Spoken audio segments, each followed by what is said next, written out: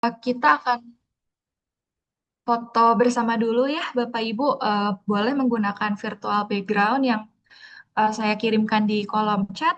Jika tidak berhalangan, mumpung masih fresh juga, masih pagi, masih fresh gitu ya, Bapak Ibu. Untuk tim boleh dibantu juga. Untuk Bapak Ibu boleh on cam untuk foto bersama untuk free webinar hari ini ya, Bapak Ibu. Boleh, apakah sudah siap tim? Boleh dibantu ya. Gayanya bagaimana dulu nih Pak Edi? Jempol dulu ya Pak. Boleh jempol dulu. Bapak Ibu jempolnya perlihatkan. Saya hitung mundur dari 3, 2, dan 1. Kemudian patch 2, 3, 2, dan 1. Kemudian patch 3, 3, 2, dan 1. Ya, untuk sesi foto bersama sudah selesai. Kemudian saya lanjutkan. Izin Bapak Ibu, selamat pagi sebelumnya. Selamat datang di free webinar hari ini terkait update GMP Plus FSA R1 Feed Safety Management System Requirements version NIN 2 March 2026 oleh Resystem Indonesia Group.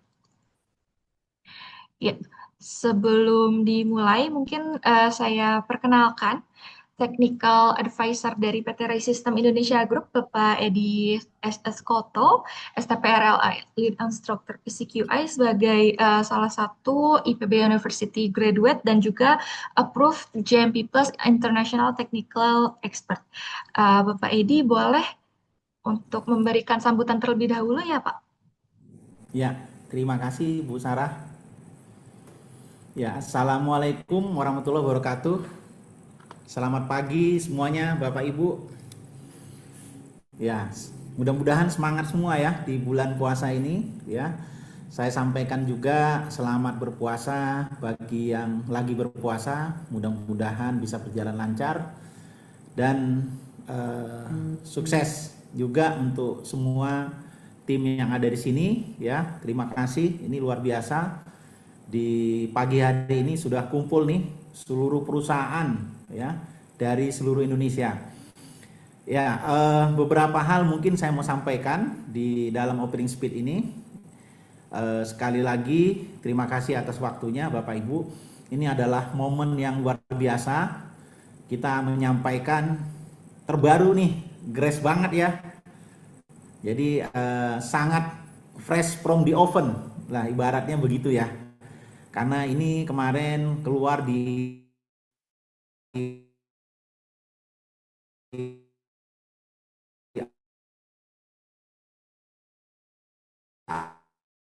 awal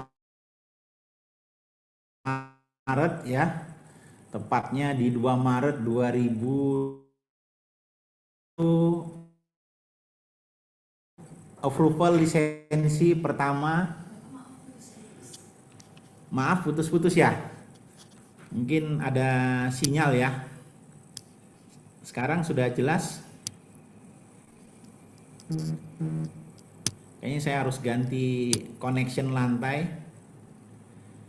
Mbak Sarah bisa dibantu?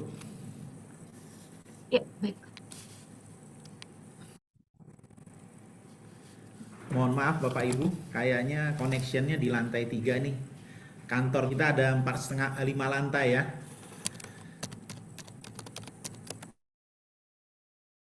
Ya, mudah-mudahan sudah jelas ya Bapak Ibu. Terima kasih Bu Sarah. Mudah-mudahan lebih jelas. Ya, jadi sekali lagi kita reminderkan, kita di sini adalah seperti yang ada di flyer, lisensi pertama di Asia Tenggara. Dan kebetulan kita yang pertama ya untuk lisensi ini. Kita hadirkan ini tidak mudah karena butuh kompetensi, pengalaman, juga tentunya cost yang kita keluarkan. Tetapi tidak apa-apa, demi kemajuan dan kebaikan daripada klien kami siap ya mengeluarkan biaya lebih supaya ada pengakuan. Nah, Skema ini kenapa punya pengakuan, nanti kalau training ya dengan kita ataupun nanti sertifikat pelatihannya, yang paling penting tuh nanti ada logo resmi GMP Plus-nya. Nah, jadi kalau Bapak Ibu training dengan kita, konsultasi project dengan kita, nanti portfolionya itu nanti kalau diaudit, di witness oleh GMP Plus langsung, bisa aja ya, suatu perusahaan itu akan di witness, dipilih oleh GMP Plus langsung. Ya, saya sendiri cukup sering juga di witness dulu ya. Nah, jadi kalau tahu providernya sudah lisensi, lebih tenang ya. Karena JMP Plus melihat ataupun diaudit badan sertifikasi. Jadi badan sertifikasi sudah banyak kenal kita, sudah tahu kita adalah provider yang lisensi, apalagi di sertifikatnya ada logo JMP Plus yang resmi loh ya. Nah, kadang mohon maaf provider lain tidak lisensi mencantumkan logo, nah itu nggak boleh, nggak resmi, ilegal gitu ya. Nah, itu mungkin yang perlu saya sampaikan di sini ya. Jadi ini skema baru, mudah-mudahan bisa segera diterapkan di di tempat Bapak Ibu, karena ini JMP Plus salah satu skema internasional yang paling banyak sertifikatnya di internasional dan global ya. Jadi untuk meningkatkan bisnis juga Bapak Ibu. Nah, yang paling penting juga nanti ya kita akan spill ya supaya siap-siap Bapak Ibu. Jadi nanti dari ikut pre-webinar ini ya, paling nggak dapat gambaran nanti ya secara umum. Nanti kalau mau detailnya segera kontak sales admin kita. Kelihatannya apa mau habis lebaran, silahkan boleh. Atau ada yang sebelum lebaran, ada yang masih ngegas, silahkan juga nanti kontak tim kita. Sekali lagi saya sampaikan, supaya nanti diajukan ke manajemen juga, minimal nanti book ya. Ini kayaknya tim trainer-trainer kita, konsultan kita udah banyak di book juga ya. Tapi jangan khawatir, tim kita cukup banyak ya. Kita salah satu yang terbesar di Indonesia saat ini. Lebih kurang kita ada timnya 50-an orang ya, tersebar di seluruh Indonesia, bisa mengcover. Kemudian ada saya sampaikan juga nanti di akhir sesi mungkin ada flyer ya. Kita juga salah satu nanti sudah berjalan ya provider yang penting terkait dengan ISPO Hilir dan ISPO Bioenergi. Nah, ini berkaitan, nanti di sini pasti banyak refinery atau palm oil atau CPO mill di sini. Siap-siap juga. Kita sudah mengadakan, kita salah satu perusahaan di Indonesia yang sudah mengundang direktur dari Kementerian SDM tentang ISPO Bioenergi, sudah kita jalankan beberapa minggu yang lalu ya, bulan ya kalau nggak salah, juga ISPO Hilir. Jadi kita satu-satunya yang sudah menghadirkan dan yang pertama saya tahu ya, kalau nggak salah, untuk menghadirkan informasi pre-webinar. Sehingga kita juga sekarang lagi proses, berharap kita salah satu dan yang pertama untuk bisa mengadakan nanti lead auditor dan training-training terkait dengan ISPO Hilir dan ISPO Bioenergi. Itu tambahan lagi. Kemudian mungkin saya spill lagi, siap-siap untuk FSSC 22.000. Kalau nggak salah next week ya Bu Sarah, nanti diinfo lagi. Yuk semangat, banyak standar-standar baru tahun ini ya. Termasuk nanti 9.001 2026, 14.001 2026. Bersiap-siap, semangat ya. Itu saja mungkin dari saya. Mohon maaf jika terlalu panjang nih ya. Ya, mudah-mudahan bisa mendapatkan informasi dan buat kemajuan bersama. Sekali lagi saya ingatkan, untuk JMP Plus Anda pilih ke kita, karena nanti di sertifikat trainingnya ada logo resmi JMP Plus yang mungkin di provider lain tidak ada ya. Itu saja, dan modulnya nanti pastinya adalah modul yang A1 atau yang terbaru langsung dari GMP Plus ya, karena kita disosialisasikan dan diinformasikan juga langsung dapat dari sumbernya langsung A1. Kalau provider lain mungkin dapat dari orang kedua, ketiga, kita dari sumbernya. Sekali lagi terima kasih, selamat pagi, selamat menjalani pre-webinar yang isinya daging semua ini ya, informasi terbaru. Assalamualaikum warahmatullahi wabarakatuh. Demikian Bu Sarah. Waalaikumsalam warahmatullahi wabarakatuh. Terima kasih Pak Edi atas pemaparannya, opening speech-nya. Baik, sebelum saya lanjut ke agenda selanjutnya, perkenalan untuk speaker, saya ingatkan kembali kepada Bapak Ibu untuk free webinar hari ini. Di akhir acara, di akhir sesi akan ada kuis dengan hadiah yang menarik ya Bapak Ibu. Jadi mohon agar stay tune terus sampai akhir acara. Kemudian untuk materinya juga akan dikirimkan setelah akhir acara ya Bapak Ibu. Mohon untuk ditunggu sampai akhir acara.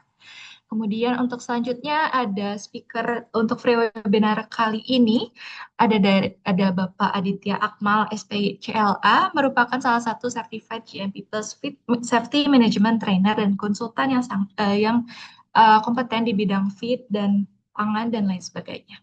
Boleh untuk Pak Adit untuk melanjutkan presentasinya. Saya stop.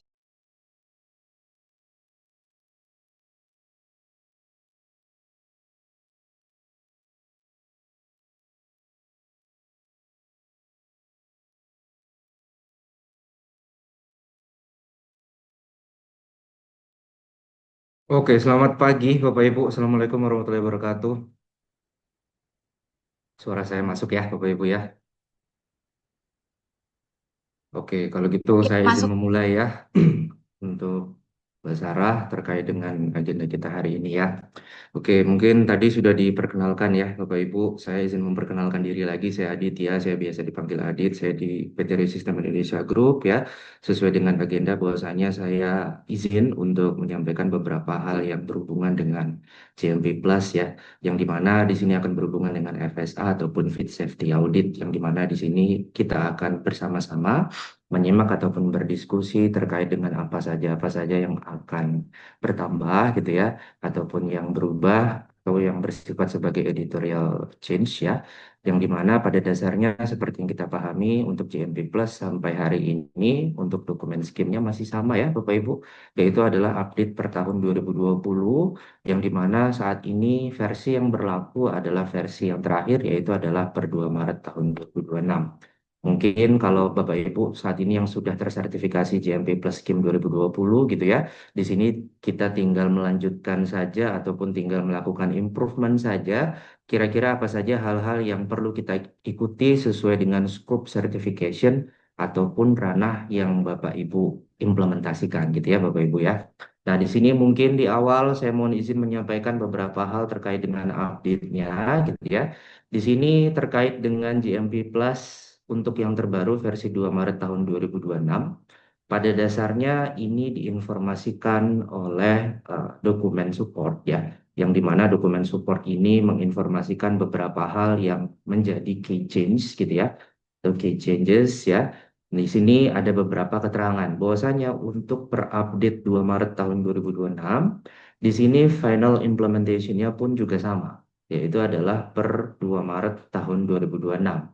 Nah, sehingga kalau kita periksa pada websitenya GMP Plus Principle atau GMP Plus International gitu ya, di sini pun juga diinformasikan bahwasanya terkait dengan implementation period untuk update per 2 Maret tahun 2026 ini, di sini must be implemented as stated ya, in the support 9.1 ya, list of changes gitu ya. Jadi pada dasarnya apa yang sudah disampaikan oleh dokumen support untuk support 9.1 list of changes di sini sudah diinformasikan sehingga secara otomatis sejak terbitnya pembaruan ini atau terkait dengan versi yang terbaru ini secara otomatis pastinya setiap organisasi yang akan diaudit juga harus segera melakukan improvement. Gitu kira-kira ya Bapak Ibu. Nah, itu yang berhubungan dengan kapan implementasinya ya, karena mungkin pasti kita sebagai organisasi akan mencari tahu terlebih dahulu kapan due date-nya ataupun kapan interval time-nya gitu ya. Nah, sehingga kita bisa tahu bahwasanya ini sudah berlaku. Kira-kira seperti itu ya Bapak Ibu. Nah, kemudian kalau kita melihat kira-kira apa saja sih yang berubah gitu ya Bapak Ibu. Pada dasarnya di dokumen support 9.1 terkait dengan list of changes gitu ya. Di sini ada beberapa hal yang berubah Bapak Ibu.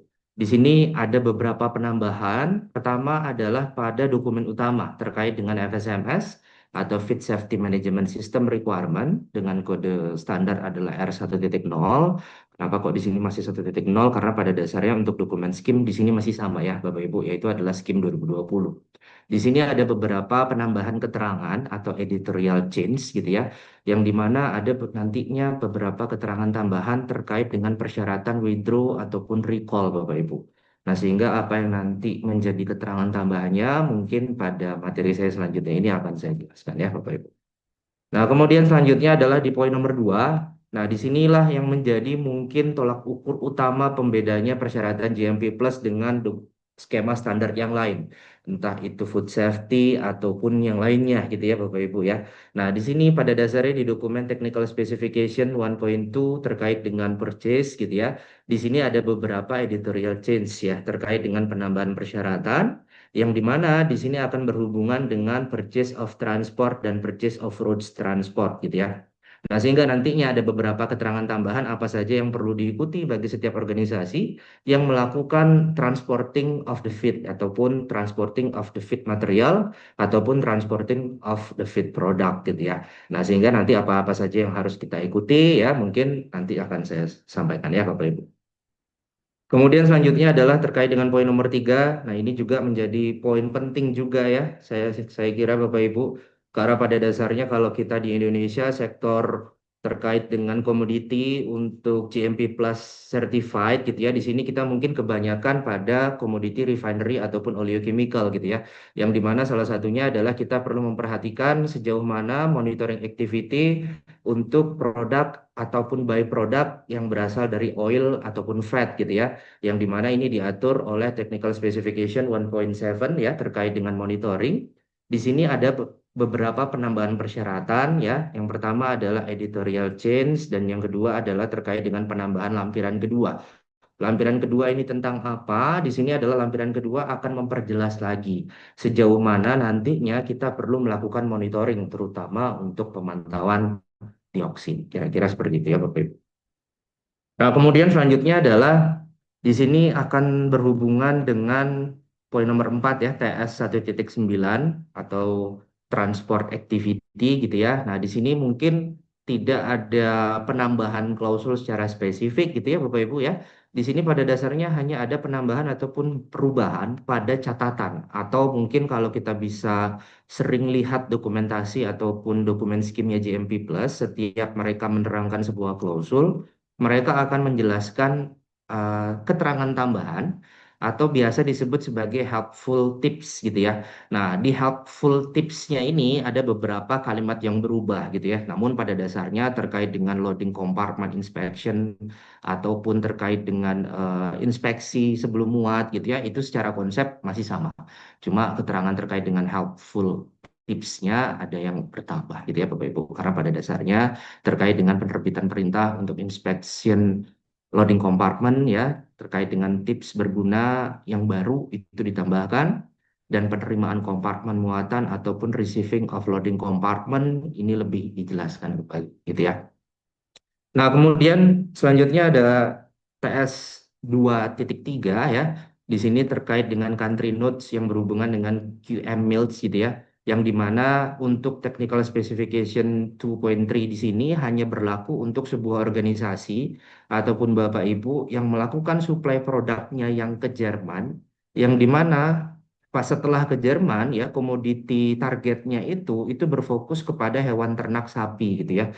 Karena seperti yang kita pahami ya terkait dengan country notes QM Mills di sini akan berhubungan dengan persyaratan untuk peternakan sapi perah di Jerman gitu ya. Yang dimana untuk peternakan sapi perah nanti sapinya itu di situ akan menghasilkan susu gitu ya atau fresh milk apa saja yang perlu diikuti ya terkait dengan country notes-nya di sini secara konsep sama seperti halnya yang berhubungan dengan oil ataupun byproduct ataupun fat gitu ya terkait dengan analisis dioksin gitu ya dan lain-lain itu juga harus diikuti ya secara konsep sama gitu ya Bapak Ibu. Nah, kemudian selanjutnya adalah untuk poin nomor 6 di sini berhubungan dengan TS 3.3 ya terkait dengan inland waterway transport and short sea shipping of the feed gitu ya.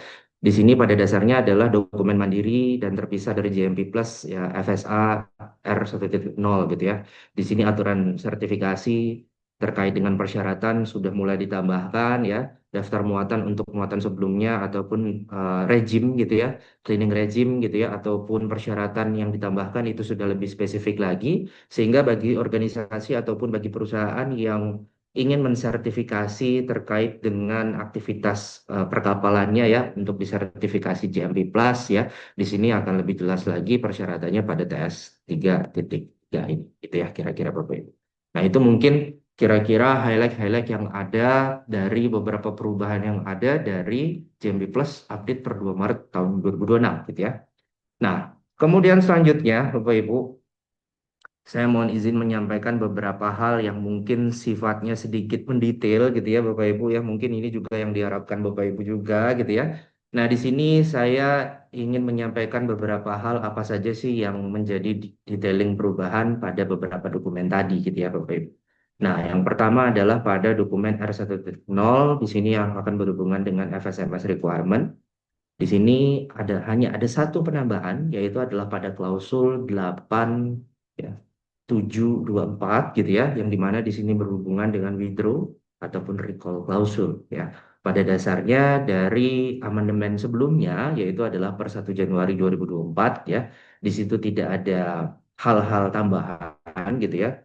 Namun sejak versi yang terbaru, yaitu adalah per 2 Maret 2026, terkait dengan persyaratan withdraw ataupun recall, di sini ada kalimat tambahan bahwasanya untuk implementasi withdraw ataupun recall ya ataupun penarikan produk di sini nantinya tidak akan berlaku lagi bagi perusahaan yang tidak pernah menjadi pemilik brand atau pemilik produk fit itu sendiri. Nah, sehingga di sini organisasi yang akan seperti apa? Di sini organisasi contohnya adalah seperti trader gitu ya, ataupun seperti transporter gitu ya, yang dimana mereka itu adalah bukan sebagai fit owner gitu ya.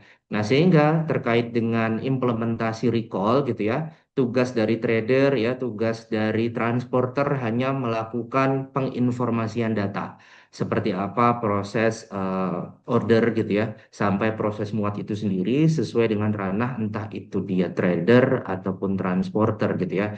Nah, sehingga nantinya terkait dengan pembuktian ataupun penarikan sampai ke manufaktur itu tetap dilakukan oleh produser gitu ya Bapak Ibu. Nah, itu adalah yang berhubungan dengan R1.0 yang berhubungan dengan FSMS requirement. Nah, ini kalau coba kita lihat dokumen originalnya ya, sebentar saya izin share screen.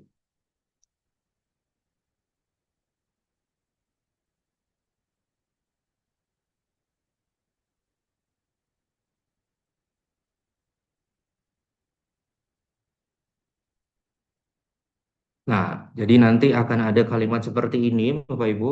Ini kalau di dokumen R1.0-nya ya, pada klausul 8724 ya terkait dengan withdraw ataupun recall, di sini ada kalimat tambahan, yaitu adalah this does not apply ya to company that never become the owner of the feed gitu ya. Jadi di sini masuk tidak sebagai catatan tapi masuk sebagai requirement pada inline klausulnya gitu ya. Nah, sehingga cukup jelas ya bahwasanya setiap organisasi yang bukan pemilik produknya itu tidak direkomendasikan untuk melakukan recall secara langsung. Sehingga nantinya kita perlu membutuhkan kerjasama ataupun koordinasi dengan brand owner ataupun feed owner ya untuk melakukan penarikan. Sehingga seperti yang tadi saya sampaikan, tugas dan tanggung jawab si trader ataupun transporter hanya memberikan data support ya untuk menjamin bahwasanya entah itu transporter bahwa produk yang sudah mereka angkut itu tetap comply atau tidak ya itu terkait dengan data dokumentasinya mohon diberikan kepada feed owner. Itu kira-kira ya Bapak Ibu. Nah, itu adalah untuk penambahan pada dokumen R1.0 ya Bapak Ibu. Oke, kemudian kita lanjut lagi Bapak Ibu ya. Kita akan masuk ke dokumen TS ya. 1.2 ini adalah terkait dengan purchase of feed gitu ya. Yang di mana purchase of feed di sini ada dua keterangan tambahan ya, yang di mana akan masuk kepada section purchase of transport dan section purchase of route transport gitu ya. Nah, pada dasarnya di dokumentasi sebelumnya pada update 3 Maret 2025 gitu ya, di sini tidak ada keterangan ini gitu ya. Dan di versi yang terbaru ini pada dasarnya akan ada penambahan persyaratan terkait dengan purchase of transport ya. Bahwasanya produsen ataupun trader yang bersertifikat GMP Plus ya harus melakukan analisis bahaya berdasarkan prinsip HACCP gitu ya, untuk memastikan bahwa keamanan transportasi pakan ya tanpa memerlukan penerapan protokol gatekeeper gitu ya. Nah, kalau kita coba cek di dokumentasi originalnya ya, supaya tidak ada salah kaprah ataupun salah tafsir, coba saya buka.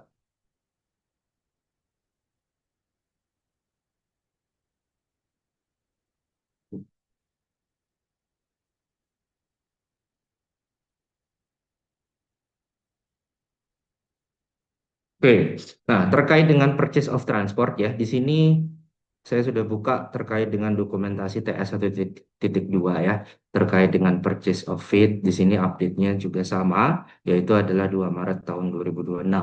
Di situ akan masuk pada klausul 3.6, yaitu adalah terkait dengan purchase of transport ya, yang dimana di sini masuk sebagai sub klausulnya terhadap overview of GMP Plus ya, and accepted certificates gitu ya. Jadi kalau misalnya sebuah organisasi ini tidak memiliki sertifikat GMP Plus, namun mereka memiliki sertifikasi yang lain dan diterima oleh GMP Plus, itu apa-apa saja sih skema sertifikasi yang diterima itu kan pada dasarnya masuk di klausul ini. Nah, kalau kita cek perubahannya yang ada di 3.6 gitu ya, di sini terkait dengan purchase of transport, berikut ini adalah beberapa sertifikasi yang diakui oleh GMP Plus ya, yaitu adalah FCA gitu ya, ada TASCC, kemudian ada Qualimed ya, kemudian ada QS Certified, kemudian ada Pastus Plus gitu ya, dan lain-lain. Nah, yang menjadi penambahan adalah pada bagian notes gitu ya. Di sini notes nomor 2 adalah keterangannya sebagai berikut. Bahwasanya an external transport company does not have to be GMP Plus certified or equivalent in the event of gitu ya. Jadi pada dasarnya adalah organisasi ini tidak dibutuhkan untuk melakukan sertifikasi GMP Plus gitu ya. Namun telah memenuhi persyaratan berikut gitu ya. Nah, persyaratan berikut ini adalah sebagai berikut. Pertama adalah transport of package fit under the condition that GMP Plus certified producer or trader in the responsible for checking in the cleanliness of the loading compartment gitu ya. Jadi maksudnya di sini adalah kalau si transporternya itu mengangkut produk fit yang di package gitu ya, atau dalam artian ini adalah merupakan finished good gitu ya, ataupun finished product gitu ya. Nah, the GMP Plus certified producer or trader must carry out the hazard analysis based on the hazard principle to ensure safe transport of feed gitu ya. Jadi si produser gitu ya, atau GMP Plus certified producer berarti pabrik gitu ya, atau tradernya gitu ya, karena transporternya ini tidak perlu melakukan sertifikasi GMP Plus gitu ya, maka si pabrik ataupun si trader harus melakukan hazard analysis atau membuat manual hazard untuk activity transporting of the feed gitu ya. Jadi kalau mungkin Bapak Ibu masih mengingat gitu ya, bahwasanya skup hazard kalau kita di awal itu mulai dari penerimaan material sampai releasing of product gitu ya, ataupun loading of product gitu ya. Nah, untuk ini kita akan diperluas lagi sampai ke activity pengiriman gitu ya, untuk menjamin bahwasanya selama proses muat sampai ke pengiriman produk itu tidak ada potensial contamination. Nah, itu potensial contamination by physical gitu ya, by chemical ataupun by biological gitu ya. Nah, sehingga the application of the Gatekeeper Protocol is not required gitu ya.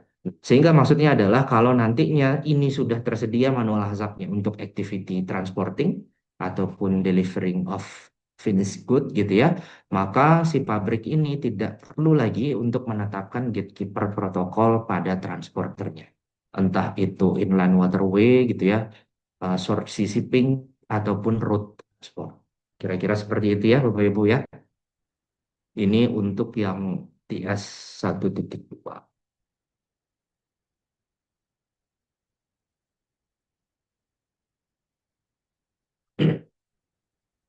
Oke, kemudian selanjutnya adalah catatan spesifik untuk road transport ya. Ini masih di TS 1.2 ya. Kalau tadi adalah General Activity for Purchase of Transport gitu ya. Nah, di sini adalah Purchase of Road Transport. Versi terbaru terkait dengan 2 Maret 2026 ya. Di sini ada penambahan catatan pada persyaratan pembelian transportasi darat ataupun road transport yang menjelaskan bahwa pengangkutan pakan dalam kemasan atau package of it gitu ya harus mengacu ke ketentuan 3.6 yang tadi. Jadi balik lagi ke persyaratan yang tadi. Jadi terkait dengan purchase of transport sampai ke route transport ya persyaratan tadi itu berlaku. Jadi kalau terkait dengan transporter tersebut kita harapkan tidak memerlukan implementasi gatekeeper protokol gitu ya, maka si producer ataupun si trader gitu ya harus melakukan yang namanya hazard analysis untuk aktivitas transporting gitu ya. Nah, terus kalau point of view-nya seperti ini bagaimana? Misalnya ada manufacturer gitu ya. Manufacturer ternyata kita jualannya ke trader gitu ya. Kemudian trader di sini baru ada transporter, kemudian baru ada customer gitu ya. Nah, sehingga yang melakukan hazard analysis kalau POV-nya seperti ini otomatis adalah tradernya, Bapak Ibu.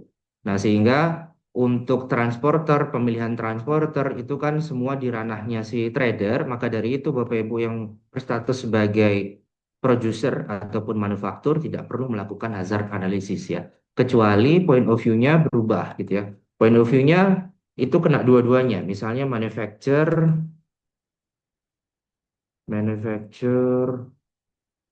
di sini langsung lompat ke transporter,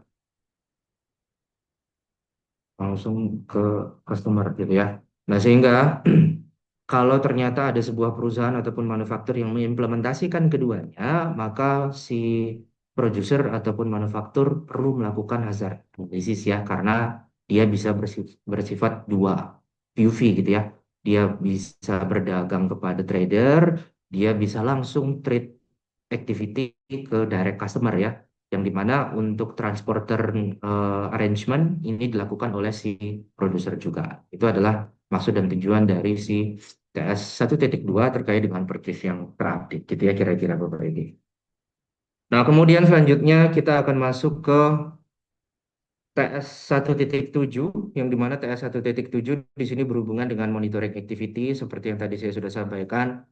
Mungkin kalau kita di Indonesia atau mungkin peserta hari ini kebanyakan komoditasnya adalah refinery ataupun chemical ya. Ini kalau saya tidak salah ya.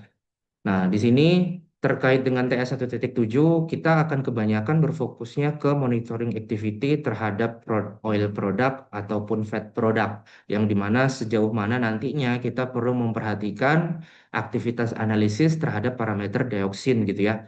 Yang dimana di sini pada dasarnya penambahan persyaratannya ada dua hal, yaitu adalah ada penambahan persyaratan yang bersifat editorial changes ya ataupun perubahan yang bersifat editorial dan juga ada satu penambahan lampiran yang dimana aneksnya ada dua sekarang untuk di TS 1.7. Kalau dulu aneksnya hanya ada satu, aneks yang kedua di sini akan ada decision tree gitu ya. Jadi untuk mungkin decision tree kita sudah terbiasa dengan HACCP gitu ya. Nah, untuk monitoring ini ada decision tree lagi. Tujuannya adalah untuk lebih mengklasifikasikan lagi dan mengklarify lagi kita masuk di kelas yang mana. Sehingga nantinya frekuensi untuk analisis dioksinnya kita perlu melakukannya setiap interval berapa gitu ya Bapak Ibu. Nah, di sini terkait dengan versi sebelumnya untuk versi sebelumnya yaitu adalah 3 Maret 2025 di sini hanya menerangkan note saja ya terkait dengan penetapan kelas kategori untuk dioksin monitoring activity. Untuk yang terbaru sejak 2 Maret 2026 di sini adanya penambahan notes gitu ya bahwasanya setiap organisasi kalau merasa bingung produk yang mereka akan jual itu masuk sebagai kategori kelas apa terutama untuk dioksin monitoring activity gitu ya. Di sini kita diminta untuk melihat aneks yang kedua, gitu ya, yang dimana aneks kedua di sini akan berhubungan dengan decision tree untuk nantinya seperti apa kita melakukan pemantauan produk, yang dimana decision tree di sini hanya terkhusus untuk penentuan analisis dioksin untuk oil and fat product, gitu ya. Nah, kira-kira decision tree-nya seperti apa? Mungkin saya mau izin quick review sejenak ya. Nah,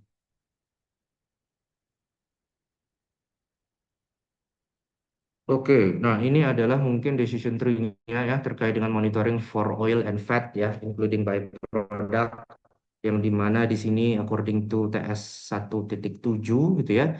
Jadi decision tree-nya secara overview kalau kita lihat di sini gitu ya, decision tree-nya sebenarnya sederhana. Menjadi tolak ukur utama kita bisa lihat di pertanyaan satu gitu ya Bapak Ibu ya. Jadi produk yang kita hasilkan kalau produk kita itu masuk sebagai kategori oil and fat gitu ya. Pada dasarnya pertanyaan pertama langsung bisa kita kategorisasikan.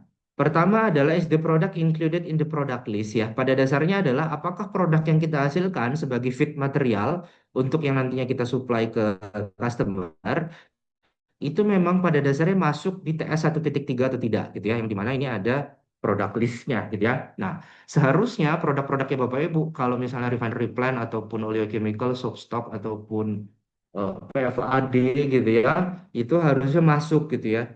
Karena kalau misalnya tidak masuk sebagai produk list, otomatis dia no gitu ya. Kalau dia no, maka risk kelasnya otomatis menjadi risk kelas 1. Karena seperti yang kita pahami terkait dengan dioksin and dioxin like PCB, kalau dia masuk sebagai risk kelas 1 gitu ya, ataupun kelas pertama, dia masuk sebagai forbidden product gitu ya. Yang dimana untuk forbidden product itu tidak direkomendasikan gitu ya. Sebentar ya, saya coba naik ke atas sebentar. Nah, ini ada di sini gitu ya. Jadi kalau dia kita bilang no, nggak masuk di product list, otomatis dia masuk sebagai forbidden sludge atau forbidden product. Maka not allowed for feed, maka aktivitas trading ataupun penjualan ini tidak boleh dilakukan gitu ya. Nah, sehingga kita perlu jamin bahwasanya produk kita sudah masuk dan ada kodenya di TS 1.3 terkait dengan product list.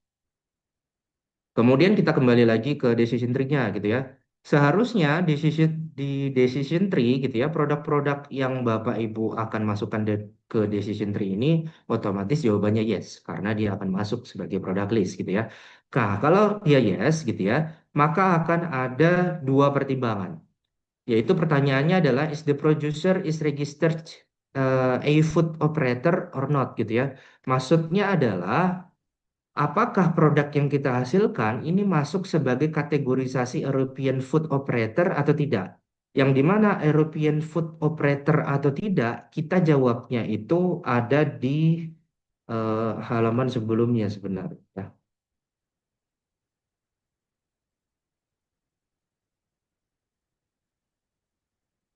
Bentar ya, Bapak Ibu. Nah, ini. Nah, apakah kita masuk di EU Food ataupun others gitu ya? Di sini ada keterangan bahwa setiap produk yang dihasilkan kalau dia masuk sebagai EU Food gitu ya, maka keterangannya adalah sebagai berikut, yaitu adalah a producer that is registered ya according to the registration ya 852 tahun 2004 ya. Ini adalah terkait dengan EU Food Operator yang dimana sesuai dengan artikel ataupun pasal yang keenam. Nah, isi pasal yang keenam pada dasarnya adalah kalau ternyata perusahaannya Bapak Ibu itu juga comply terhadap persyaratan food safety gitu ya. Yang dimana persyaratan food safety berarti kita akan berhubungan dengan terkait dengan Food and Drug Administration gitu ya, yang ada di Indonesia, entah itu BPOM ataupun lembaga sertifikasi lainnya. Kalau misalnya dia tidak, maka dia masuk sebagai kategorisasi others gitu ya. Nah, sehingga di sini kita akan kembali lagi ke decision tree-nya. Nah, kalau kita bilang, oh produk kita masuk sebagai EU food gitu ya, maka dia yes. Kemudian akan ada pertanyaan lanjutan lagi, what's the origin of the product, vegetable origin ataupun animal origin or fat blending gitu ya.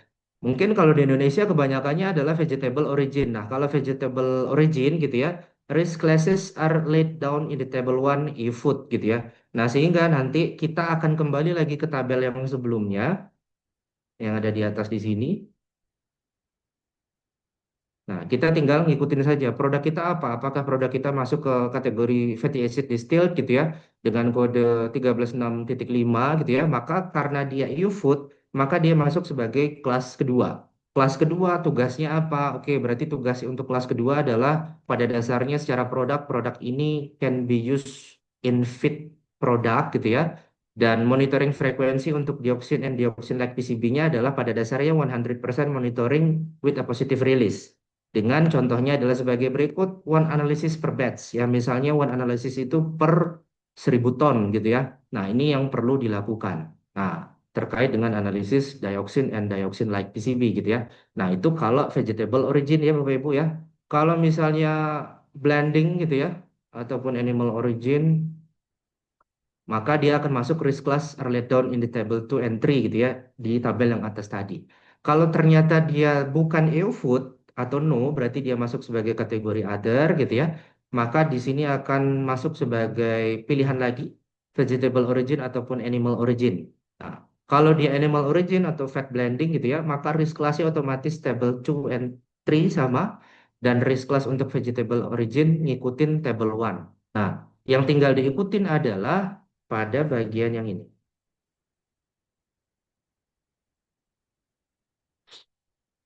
Nah, kalau dia adalah vegetable origin gitu ya, karena dia others, maka kita ngikutin kolom yang ada di kanan, gitu ya. Mungkin overall di sini mirip seperti EU food, cuma yang berbeda adalah contohnya misalnya acid oil from chemical refining gitu ya. Di sini kalau EU food di sini masuk sebagai kelas keempat. Kelas keempat di sini mungkin lebih mudah. Kalau others di sini masuk sebagai kelas kedua ya. Karena kalau kelas keempat di sini untuk monitoring frekuensi terhadap dioksin dan dioksid like PCB, di sini hanya based on the company internal hazard analysis decision gitu ya. Jadi tidak ada ketetapan seperti contohnya kelas kedua harus analisis per 1000 ton gitu kira-kira ya Bapak Ibu. Nah, itu adalah mungkin JMP Plus lebih menerangkan lagi dan supaya nanti kita bisa lebih jelas lagi sejauh mana nantinya frekuensi analisis terhadap dioksin dan dioksid like PCB terhadap produk kita jika komoditi produk kita masuk sebagai oil and fat gitu ya Bapak Ibu. Oke, kemudian selanjutnya adalah terkait dengan TS 1.9. Di sini akan berhubungan dengan transport activity gitu ya. Terkait dengan transport activity seperti yang tadi saya sampaikan bahwasanya di sini hanya ada penambahan helpful tips gitu ya. Pada dasarnya tidak merubah klausul yang ada gitu ya. Di sini yang pertama adalah update per 2 Maret 2026. Penambahan helpful tipsnya di sini adalah inspection tambahan loading compartment dapat ditiadakan apabila terdapat bukti terdokumentasi bahwa telah dilakukan berdasarkan kontrak FOSFA gitu ya, terkait dengan loading compartment ataupun inspeksi awal gitu ya, yang dimana terkait dengan certificate of compliance, cleanliness, and stability of ship tank and cleanliness of hold certificate. Di sini untuk kategori oil seed, kalau ada maka inspection tambahan tidak perlu dilakukan gitu ya. Nah, inspection tambahan di sini maksudnya adalah apakah nanti perlu ada cleaning regime tambahan, yang dimana cleaning regime tambahan itu kombinasi antara dari surveyor yang dikombinasikan dengan IDTF gitu ya. Mungkin Bapak Ibu sudah pernah membuka ya terkait dengan websitenya IDTF, yang dimana di websitenya IDTF di sini kebanyakan mereka akan merekomendasikan untuk laskargonya produk apa, maka cleaning regime-nya tipe apa, apakah dia masuk sebagai tipe A, tipe B, tipe C ataupun tipe D gitu ya. Kalau tipe A berarti dry cleaning, kalau tipe B berarti wet cleaning with chemical gitu ya. Kemudian tipe C wet cleaning with chemical and disinfectant, and tipe D adalah kombinasi gitu ya antara tipe B dan tipe C gitu ya. Nah, sehingga nantinya itu tidak perlu dilakukan kalau misalnya ada kontrak fosfa. Nah, kemudian selanjutnya adalah sebagai tambahan ya terkait dengan loading compartment inspection ataupun surveyor activity ya, per update 2 Maret 2026 ya, terkait dengan helpful tipsnya terkait dengan sign ya atau signation tanda tangan kapten ya pada laporan tersebut membenarkan bahwa muatan sebelumnya dan operasi pembersihan terakhir telah sesuai dengan tercantum pada laporan inspeksi kompartemen muatan atau pada laporan surveyor.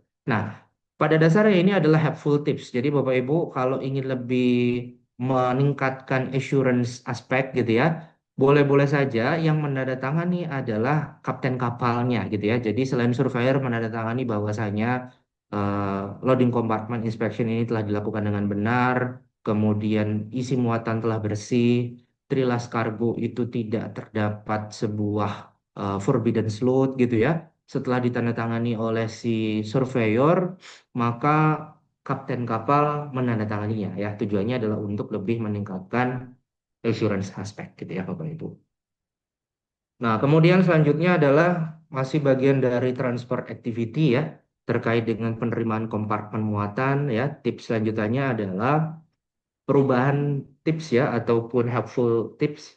Inspection tambahan loading compartment dapat diadakan itu yang tadi dan modifikasi tips ya. Tanda tangan kapten ini sama ya bahwasanya itu bisa ditambahkan sebagai peningkatan terhadap assurance aspek gitu ya pada aktivitas surveyor ataupun pemeriksaan kapal gitu kira-kira ya Bapak Ibu.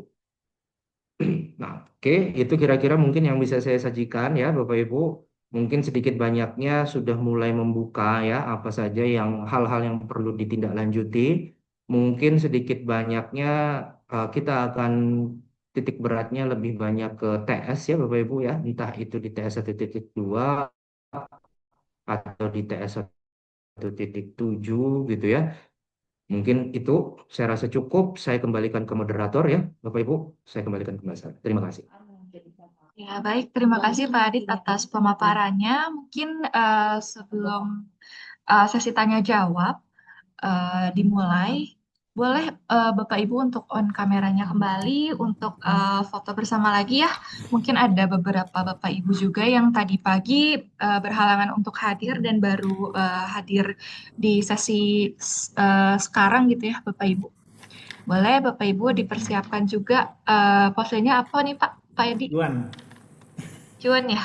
cuan, sarange, Boleh. sarange. Sarangnya cuan. Boleh Yo, untuk open tim. cam ini spesial loh, baru sayang loh wajahnya kalau nggak kelihatan. Apalagi masih pagi nih, wajah-wajah freshnya, wajah-wajah kerennya masih kelihatan nih. Nanti beda jam 3, jam 4 sore, udah dekat ngabuburit ya. Wah itu udah wajah wajah lain tuh ya. Nah yuk open cam. Pak Ariteus, apa kabar? Makasih udah join nih. Bu Natalia juga ada. Mohon maaf nggak bisa sapa satu-satu ya. Ada Pak Angga Pak. juga, Bu Mamop. Udah lama nggak ngundang kita ya ke sana ya Bu Mamop. Daesang, makasih Mabar juga ada nih. Ya, Pak Sandi, ya, tim Wilmar semua, makasih. Yuk open cam.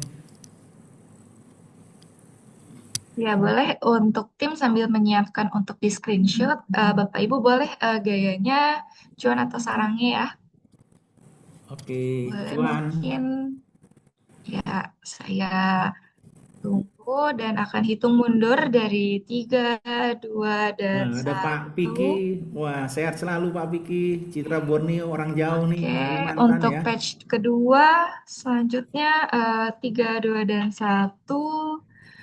Batch selanjutnya 3, 2 dan 1. Tim Kemudian dari untuk Incasi batch juga ya. terakhir Makasih tim Incasi, tim 3, Lingga 2 juga. dan Wah, 1. banyak sekali nih yang hadir nih. Bu Baik, untuk Catherine, foto sehat selalu Bu bersama sudah Catherine. selesai. Ya, terima kasih Bapak Ibu untuk Bu Jenny juga kehadiran pada ada dari webinar hari Wilmar. ini ya. Oke. Untuk selanjutnya boleh untuk tanya jawab. Mungkin Bapak Ibu jika ada pertanyaan boleh untuk raise hand atau mengirimkan pertanyaannya di kolom chat ya Bapak Ibu.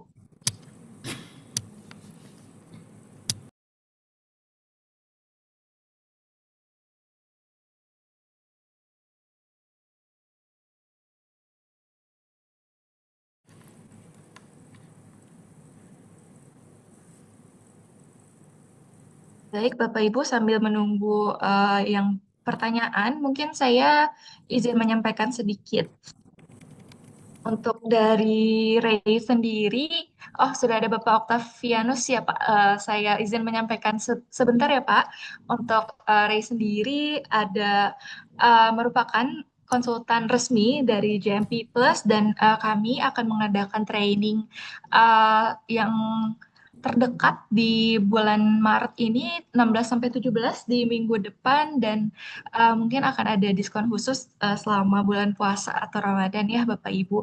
Kemudian di bulan April juga kami akan mengadakan training JMP Plus 16-17 April, 23 dan 24 April dan juga di bulan Mei 4 sampai 5 Mei dan juga 11 sampai 12 Mei.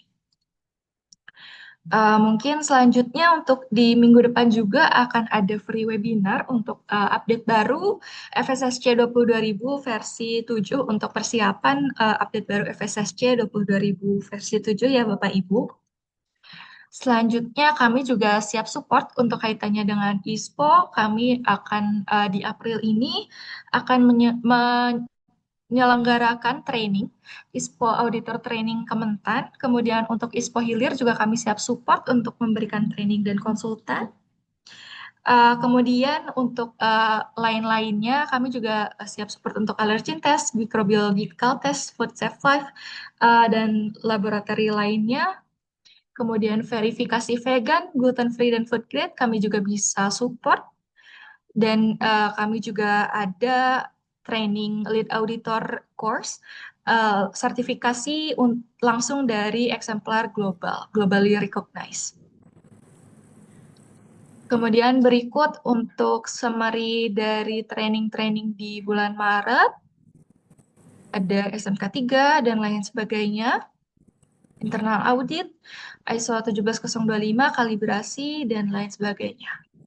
Mungkin jika berminat, Bapak Ibu boleh menghubungi kontak admin yang berada di ruang Zoom ini. Untuk Ray Labs juga kami siap support untuk kalibrasi ya, Bapak Ibu. Ya, makasih Bu Sarah. Ya, mungkin dilanjut ke sesi tanya jawab ya Bapak Ibu dari Bapak Oktavianus, boleh Pak? Oke. Ya, terima kasih Bu atas kesempatannya. Kedengaran suara saya? Oh, kedengaran. Terdengar Bapak? Ya. Eh, saya mau menanyakan ke Pak Aditya. Tadi Pak Aditya ya? Ya, betul Pak. Ya. Gimana Pak? Pak, saya mau nanya, kalau kita di Lingga Tiga Sawit itu adalah KCP, Pak, masih basic ya. Eh, berarti produser penghasil PKE, Pak. Nah, dari Baik. item-item tadi yang mengalami perubahan, berarti yang dikenakan perubahan yang bagian mana aja, Pak, untuk KCP saja ini? Nah, kebetulan kita transportnya juga Oke. internal, Pak. Tidak menggunakan pihak ketiga. Oke. Ini saya langsung jawab, Mbak Sarah, Ya, kalau gimana? Oke, baik. Boleh Pak, langsung dijawab. Oke, pertama-tama salam kenal Pak Octavianus ya. Izin ya. menjawab, jadi terkait dengan skupnya Bapak, bahwasanya saat ini Bapak berada pada organisasi KCP ya, atau Mm, Kernel Krasik ya Pak ya. ya. Nah, berarti untuk terkait dengan KCP, terkait dengan dokumentasi yang terbaru, R1.0 berarti otomatis gitu ya. Nah, tapi Mm, terkait dengan keterangan tadi seharusnya kan tidak berhubungan ya Bapak Ibu. Pak Octavianus ya. Jadi Bapak tetap diwajibkan untuk memiliki skema withdraw ataupun skema recall gitu ya. Nah, kemudian terkait dengan transporting ataupun TS1.2 tadi, karena pada dasarnya transport armada itu adalah milik sendiri, itu juga sama, tidak ada keharusan untuk diikuti Pak, gitu ya. mm. Kemudian selanjutnya adalah karena Bapak ini adalah sebagai feed material gitu ya, terkait dengan dioksin and dioksin like PCB, di sini Bapak supply-nya ke grup juga atau customer Pak? Kita ke buyer sih, Pak. Ke PT, ya PT lain lah gitu. Oke, customer gitu ya. Mm, Untuk dioksin dan dioksin like PCB gitu ya, di situ berarti Bapak pada dasarnya tidak terpengaruh Pak, karena untuk produk yang Bapak hasilkan itu nanti akan diolah sebagai feed material gitu ya. Nah, sehingga mungkin pada dasarnya Bapak hanya tinggal mengikuti update yang terbaru, namun secara implementasi hampir bisa dibilang tidak ada hal-hal yang signifikan gitu kira-kira Pak. Oke. Oke, itu yang pertama, Pak, sebagai KCP. Nah, kita juga ada ya sebagai trader karena eh, apa namanya? Pada saat menjual ke buyer tidak menggunakan alamat di pabrik, tapi menggunakan Oh alamat di gitu. kantor HO. Apakah itu Oke, kalau nggak salah tadi eh, asap tadi harus ya, asap tadi ya? betul Pak. Nah itu baru Eh, kenapa? Gitu. oh, Karena oh, trade, nah tradernya ini nanti pengirimannya pakai transporter Pak, jasa transporter ya. Mm-mm. Mm-mm.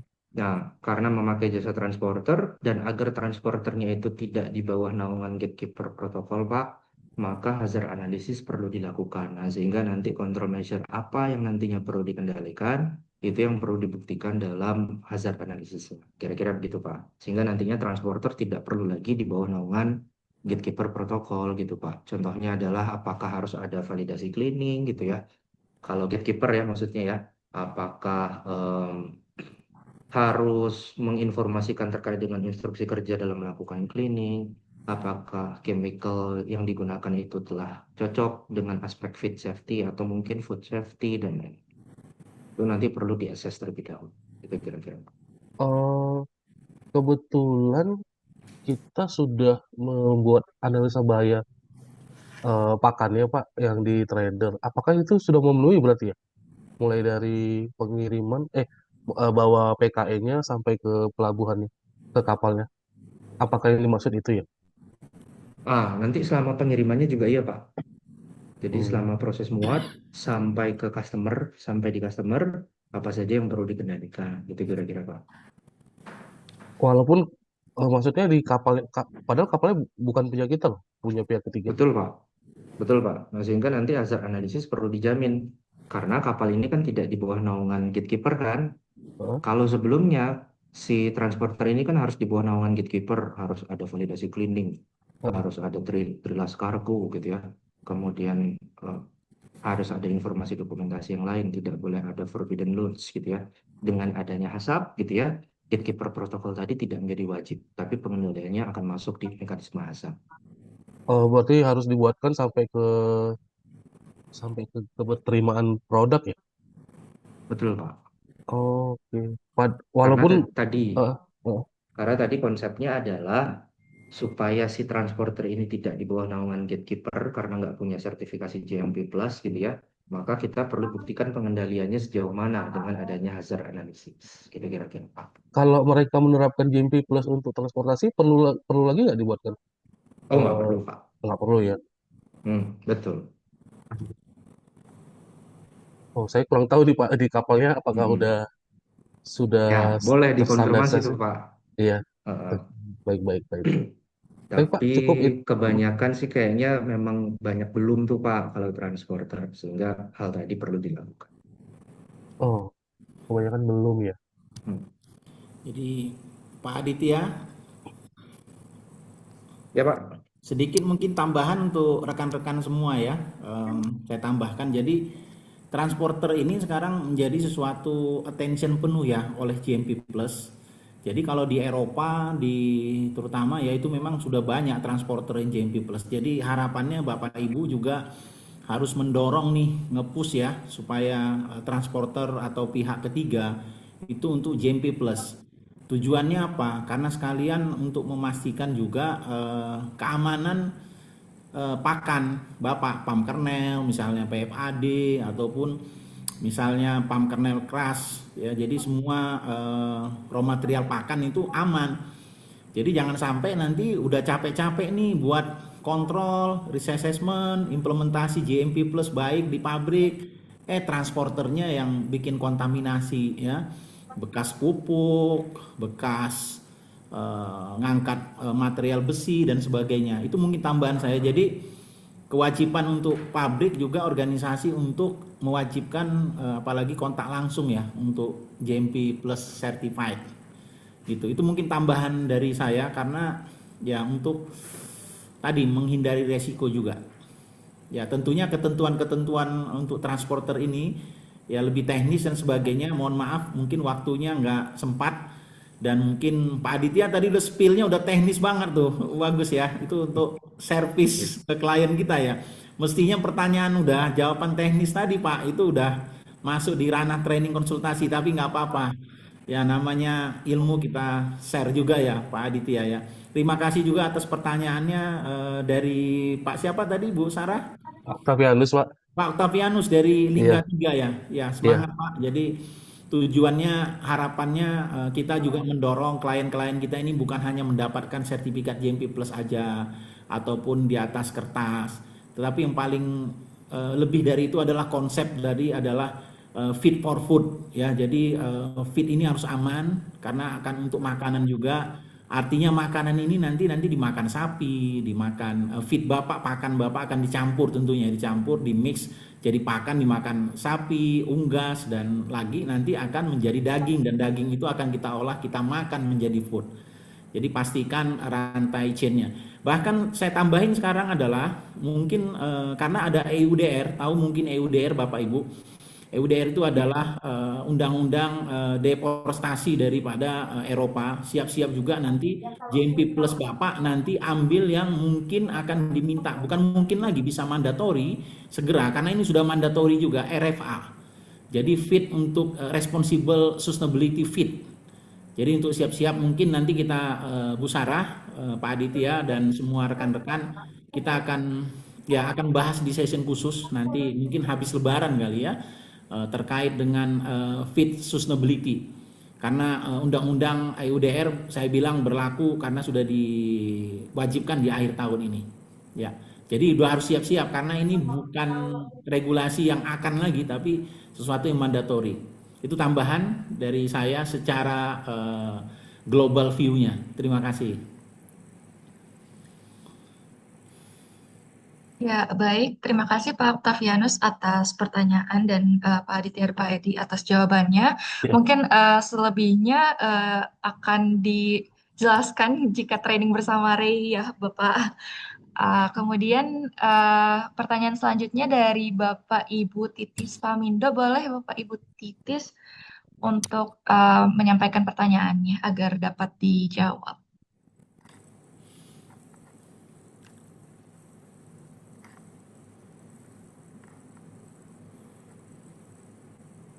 Ya, mungkin masih berhalangan. Oke, Sudah ada ya. baik. Pak Vicky itu Bu Assalamualaikum Sarah. warahmatullahi wabarakatuh.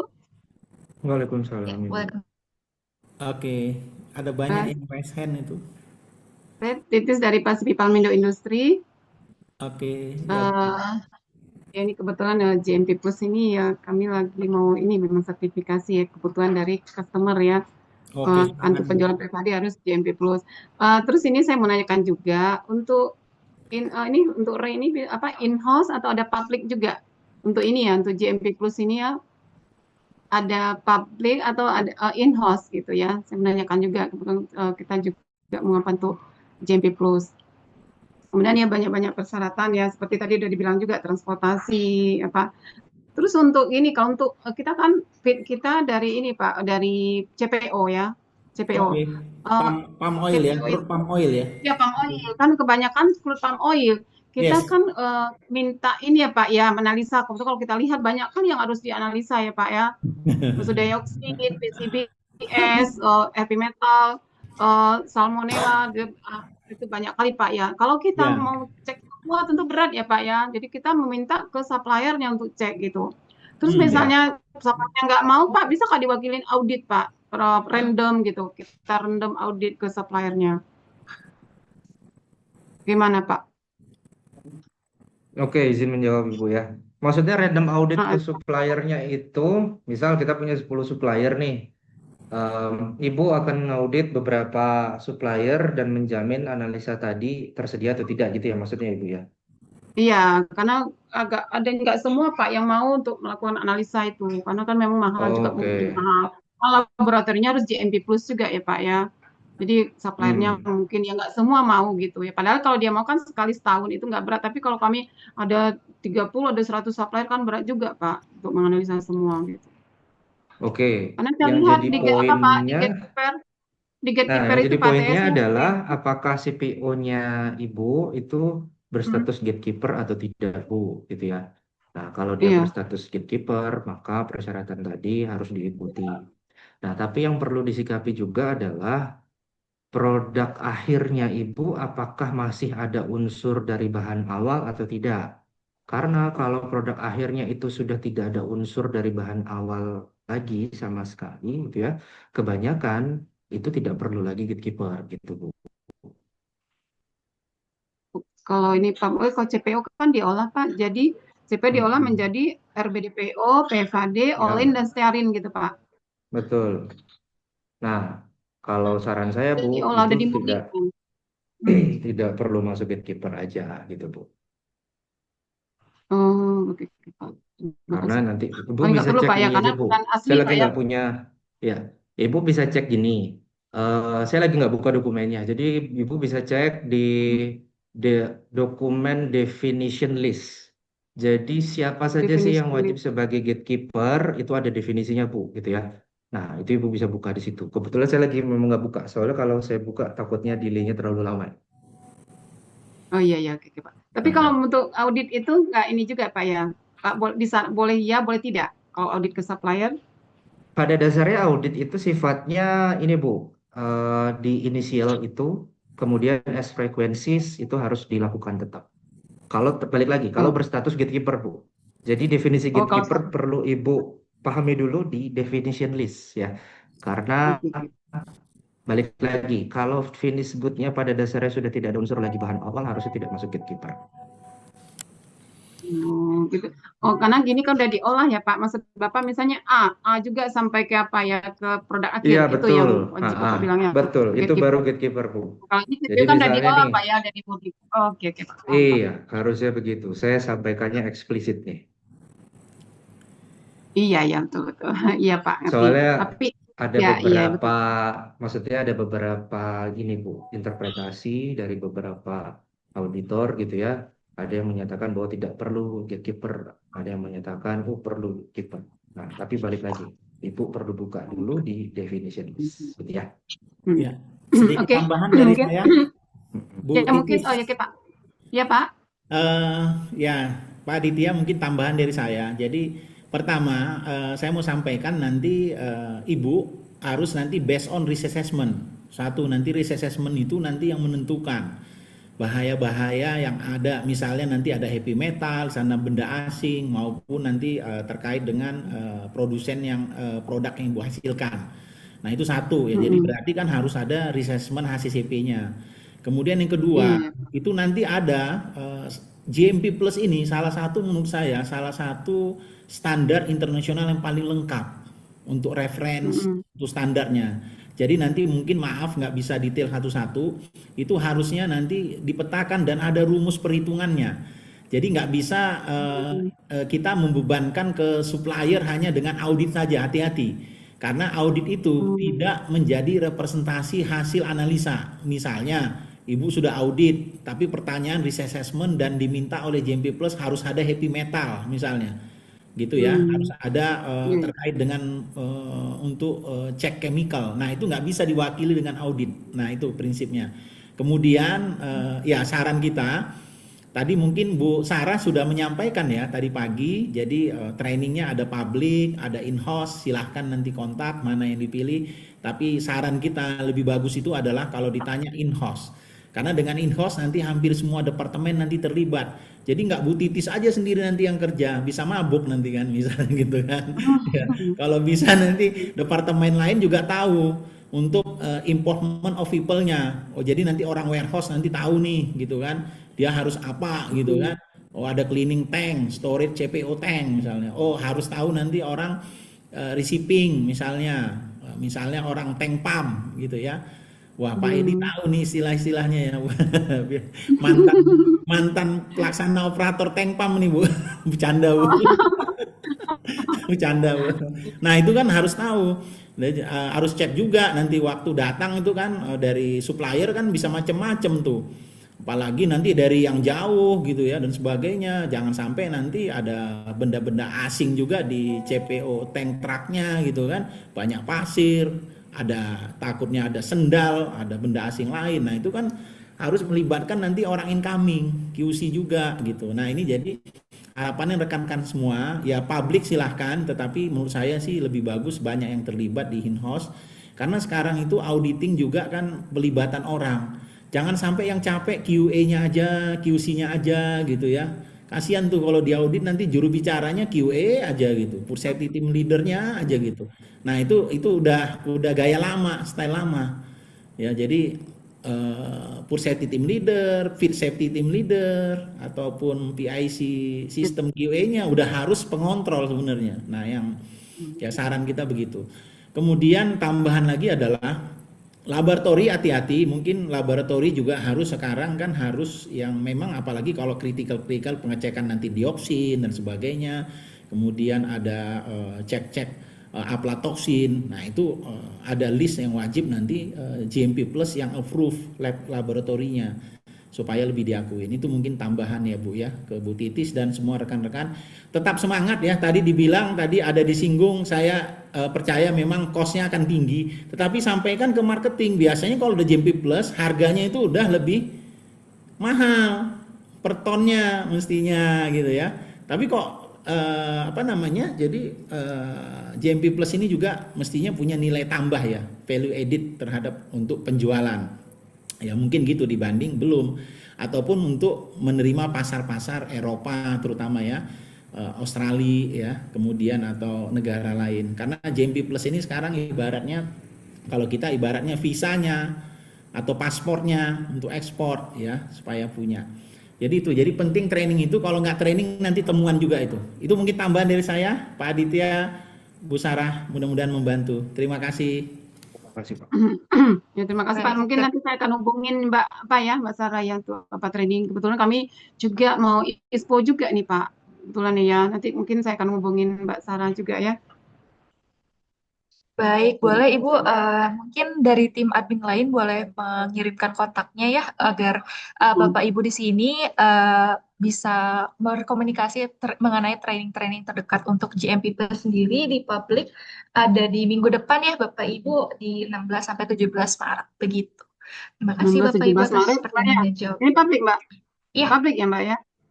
iya Oke. publik Ibu. Jika ingin in-house mungkin bisa kontak tim admin kami, boleh tim admin kami untuk nomor kontaknya ya. Baik, mungkin dilanjutkan ke pertanyaan selanjutnya dari Bapak Vicky. Boleh Bapak Vicky dipersilakan untuk di pertanyaannya di itu. Oke, selamat pagi Pak Adit, Pak Edi. Jadi sebagai informasi, Citra Borneo Pagi ini Pak. merupakan klien tetapnya Ray nih. Jadi hampir tiap Wih, tahun kita mantap ada Pak. kegiatan dengan Ray, Pak. Oke, Eh, salam kenal Pak ya. ya, salam kenal Pak Adit. Kita belum pernah ketemu kayaknya, Pak. Iya nih. Mudah-mudahan nanti di lain kesempatan. Ya, Pak Pak. Adit, pertanyaan saya ada dua. Yang pertama, Baik. produk GMP Plus kami saat ini sudah ada tiga, PKE, PFAD, dan yang terbaru itu rumen fat, rumen bypass fat sebagai premix. Nah, tadi untuk PKE dan PFAD sudah dijelaskan. Nah, yang ingin saya tanyakan lebih ke produk premix, khususnya untuk Oh, rumen bypass premix. fat. Sebenarnya betul. Ini dasar bahan bakunya raw-nya juga dari PFAD, Pak. Oke, kemudian Nah, diolah lebih lanjut gitu ya Pak. yang ingin saya tanyakan bagaimana proses monitoringnya, Pak? Ini masuk kelas berapa? Iya. Dan apakah dan memang saat ini kebutuhan produk ini lebih banyak diekspor. Itu yang pertama. Terus yang kedua, produk ini dalam kemasan. Produk ini dalam kemasan dan untuk shipmentnya biasanya saat ini kami menggunakan FOB Surabaya. Jadi dari gudang kami itu menggunakan kontainer, truk kontainer, kemudian menggunakan kapal sampai ke Surabaya. Nah, yang terkait tadi mengenai mengenai gatekeeper protokol untuk transport, berarti yang harus kami lakukan saat ini, kami cukup melakukan analisa bahaya untuk kedua transport tersebut sampai ke Surabaya. Setelah itu sudah menjadi tanggung jawab dari buyer kami. Apakah seperti itu, Pak? Ya. Oke, izin menjawab Pak. Tadi berarti fokus produknya adalah ke rumen bypass fat tadi ya, terkait dengan produk premix. Berarti produk ini kan nantinya akan langsung digunakan sebagai feed produk ya, atau tambahan pada feed produk. Nah, nanti seperti apa monitoringnya? Jadi kembali lagi ke decision tree yang tadi. Apakah kita masuk EU food atau tidak gitu ya. Kalau tidak, maka nanti akan decision tree yang tadi ke kanan ya. Coba saya buka sedikit lagi ya. Ya, Pak.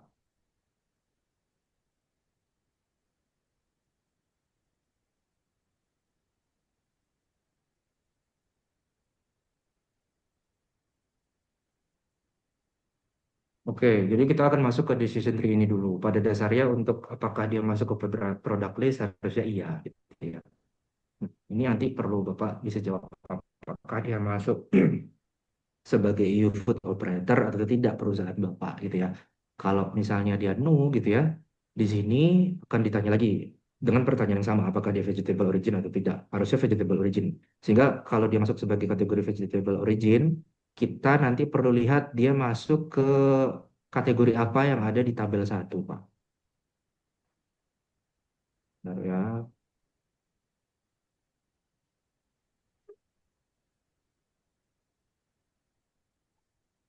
Nah, kita akan masuk ke tabel ini, Pak. Nah, sehingga nanti terkait dengan produknya Bapak, yaitu adalah tadi ya rumen by fat ya, untuk premix, dia masuknya ke bahan asalnya apa, Pak? Apakah dia Hmm. masuknya ke apa PFAD gitu ya, Bahan atau dasarnya yang dari lainnya? PFAD, Pak. Mm-mm. Berarti kita masukkannya PFAD aja, Pak. Nah, sehingga nantinya kita lihat, balik lagi, apakah dia food atau other, Pak? Kalau dia other, Hmm. maka Bapak ikutin tabel yang ada di kanan ini. Misalnya, oh Hmm. ketemunya 2, berarti Bapak langsung ikutin grade kelas 2 ini. Bahwasanya terkait dengan dioksin dan dioxyamide PCB, Bapak harus melakukan positive release per 1000 ton, gitu kira-kira. Hmm. Oke, Eh, sorry. kemudian, ya gimana Pak? Pak Adit, ini yang Hmm. agak, apalagi kita di Kalimantan ya, kita kan Hmm. sekarang kan di Indonesia Labs-nya maksudnya sendiri, ya Pak ya? labnya betul Pak, Indonesia sendiri kan Hmm. hanya ada 3 saat ini ya, SIG, Ya, Biochem Lab, sama satu lagi ALS. Nah, ya. apakah memungkinkan kalau seandainya misalnya kami melakukan pengujian internal, kalau kita masuk Hmm. kategori 2 itu kan per seribu metrik ton itu sudah harus wajib analisa dioksin lagi gitu ya. Iya, betul Pak. Atau ini balik lagi, analisa ini harus dilakukan ke 3 lab yang sertifikat Oh, atau register GMP oke. Plus tadi. Pada dasarnya untuk laboratorium itu baik itu internal ataupun eksternal dia harus certified GMP Plus juga Pak. Jadi kalau misalnya ada wacana bahwa lab internal harus akan melakukan gitu ya, maka nantinya skop audit Bapak akan diperluas ke lab juga nanti Pak untuk Juga. pembuktian bahwasanya lab Hmm. internal itu layak untuk melakukan analisis yang berhubungan dengan GMP Plus parameter. Nah, selama itu mungkin belum, maka kita perlu ke eksternal dulu, Pak, yang sudah tersertifikasi. Hmm. Gitu kira-kira, Pak. Oke, terus yang kedua tadi terkait dengan transporting ya, Pak ya. Jadi betul, berarti kan produknya Bapak akan berpindah mungkin 2 sampai 3 kali, Pak ya. Pertama road transport kontainer, kemudian naik ke kapal. Naik ke kapal bongkar kontainer nggak, Pak? Enggak. Enggak ya. Sampai naik ke apa namanya tempat pengiriman akhir gitu ya itu juga tidak ada bongkar ya. Nah sampai ke proses pengiriman akhir itu tadi maka hazard analisis itu perlu dilakukan sejauh mana pengendaliannya untuk menghindari bahwasanya setiap organisasi transporter tadi harus gatekeeper atau tidak ya supaya tidak semua maka hazard analisis perlu diperluas sampai ke titik pengiriman yang ada di Surabaya tadi Pak. Oke. Setelah itu berarti sudah menjadi tanggung jawab dari si buyer atau tradernya, Pak ya. Betul Pak. Oke, terima kasih Pak Adit. Itu aja mungkin dari Siap. saya. Terakhir mungkin nanti dari admin, kami ada kebutuhan juga tadi sama kayak Bu Titi untuk yang ISPO nih, ISPO yang khususnya untuk downstream. Apakah dari Ray sudah ada jadwal? Nah, itu mungkin nanti bisa bisa diinfokan ke kami, Bu Sarah ya. Terima kasih Pak Adit, Pak Edi. Siap Itu aja sama-sama dari. Pak semoga bermanfaat. Ya, baik. Terima kasih Pak Vicky dan Pak Adit. Mungkin saya izin untuk promosi sedikit ya kaitannya yang tadi dengan laboratorium dari Ray juga siap support untuk training ISO 17025 kaitannya akreditasi juga biasanya di training ini kami juga sharing terkait akreditasi laboratorium untuk informasi seperti ISPO dan lain-lain. Boleh mungkin dikontak oleh tim admin dan sales langsung ke Bapak Ibu begitu ya. Untuk selanjutnya mungkin dari raise hand lagi ya Bapak Ibu. Dari Bapak Ibu Gabriel Tatinting boleh untuk menanyakan pertanyaannya. Baik, Dipersilakan. selamat pagi Pak Aditya. Eh, Lagi Pak. Perkenalkan Pak, saya Gabriel dari KRN. Ini Pak, saya mau bertanya mengenai TS17 mengenai monitoring. Itu kan ada tabel risk classes and corresponding monitor frekuensi ya Pak. Ini Ya. saya mau tanya ini mengenai produk RG. Supaya mungkin kita ketahui. RG kan itu dan feed materialnya itu dari crude glycerin.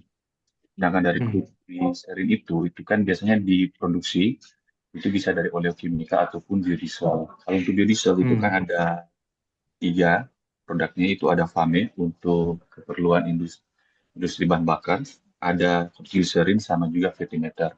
Kalau kita lihat di dalam TS mengenai forbidden product and foods itu dijelaskan bahwa salah satu poinnya untuk produk not allowed to be used in Ya. feed adalah feed product from biodiesel production.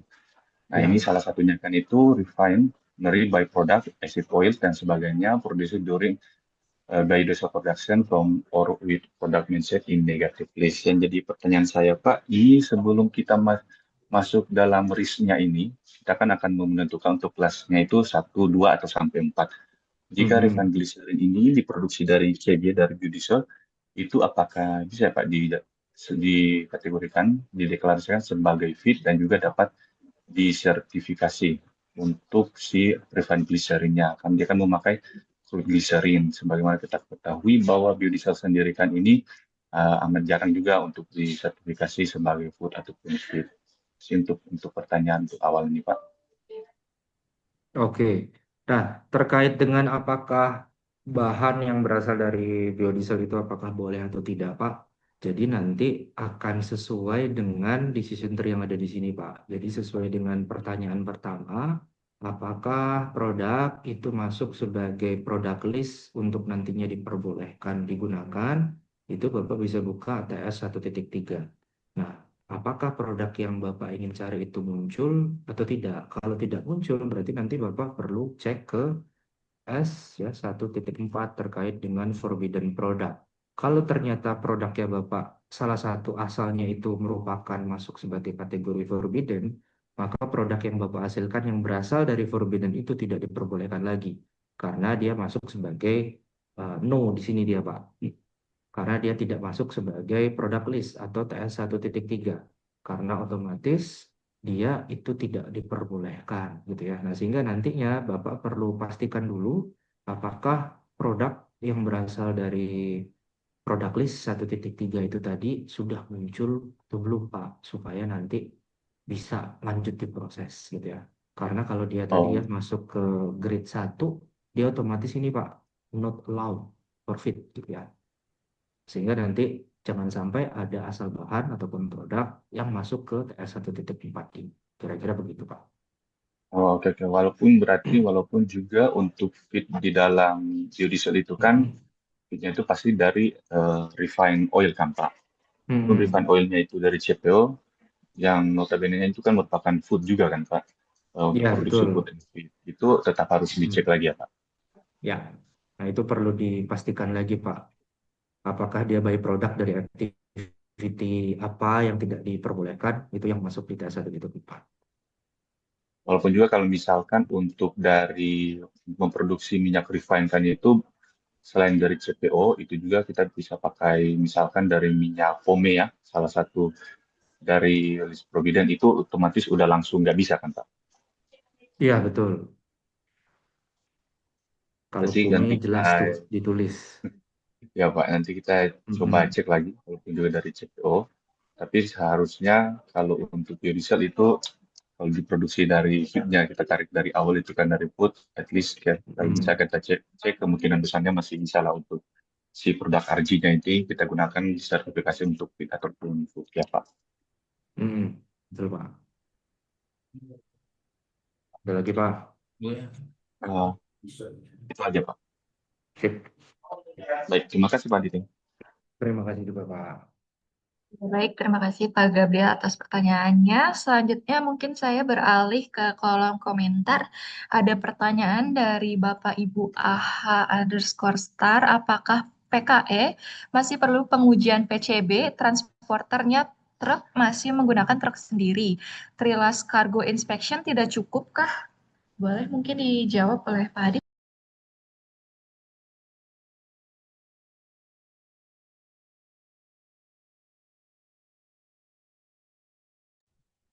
Bapak atau Ibu ini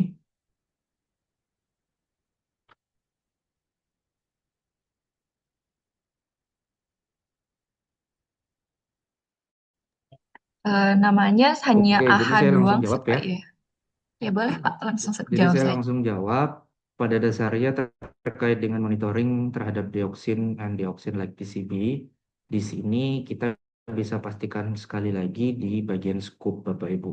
Jadi apakah kita perlu melakukan analisa dioksin dan dioksin like PCB? Pada dasarnya adalah sesuai keterangan berikut. This protocol provides specific requirement for monitoring the level of dioxin and dioxin like PCB ya in oil and fat product which ya yang dimana produk itu kalau itu nantinya langsung digunakan sebagai feed maka ini wajib. Nah sehingga nantinya misalnya kalau Bapak Ibu masih berstatus sebagai PKE gitu ya yang dimana kita hanya akan menyuplai kepada manufaktur yang akan menghasilkan feed material maka persyaratan ini tidak perlu diikuti gitu kira-kira ya Bapak Ibu. Nah, sehingga balik lagi, kalau produknya langsung diperuntukkan untuk feed atau dicampur ke pakan ternak, itu nantinya maka dioksin dan dioksin PCB harus dilakukan. Contohnya adalah misalnya downstream, itu pasti harus dilakukan. Kalau belum downstream, ya berarti tidak perlu melakukan. Kira-kira begitu Bapak Ibu.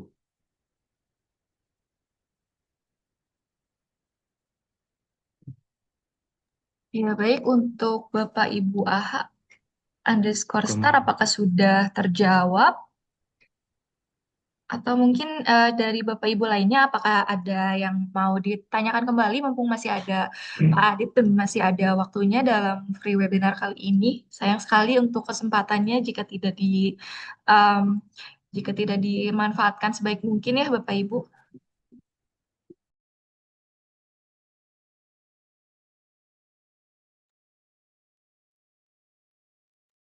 Baik, mungkin jika tidak ada tanggapan dari Bapak Ibu.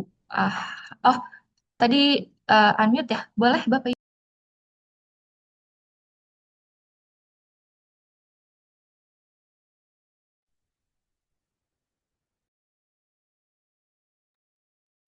Apakah sudah cukup Bapak Ibu AH? Cek, cek suaranya nggak masuk ya? Ya, Ah, sudah masuk Pak. oh masuk ya? Iya, di saya sendiri Mak. Iya, eh, saya Aswan dari Sumber Tani Agung. Ya, kami beberapa kali itu, eh, kami kan sudah sertifikasi buat PKE ya. Halo, masuk ke suaranya? Oke. Masuk Ya, Pak. beberapa kali audit itu dengan LS, nggak boleh disebut ya. Itu mewajibkan kita untuk pengujian PCB tadi gitu ya. Produk Ah, kita kan PKE cuman Pak. Eh, ya, dan kita belum ketemu argumentasi lah untuk mengatakan untuk tidak. Tapi ya karena itu permintaan auditor, selama ini kita jalanin gitu. Hmm, ya. Mungkin yang tadi bisa Ya, didiskusikan juga Pak. gitu. Kalau dari penjelasan tadi sih saya sampai pada kesimpulan bahwa sebenarnya itu tidak diperlukan karena produk kita hanya PKE gitu ya. Ya, Ya. karena peruntukannya tidak langsung kepada feed gitu ya Pak. Pak Fer, kuatin sih Pak Fer, nggak kedengaran saya di sini. Ya, Oke, suara saya masuk Pak ya? iya Pak, headset saya yang bermasalah nih kayaknya nih, Pak. Oke,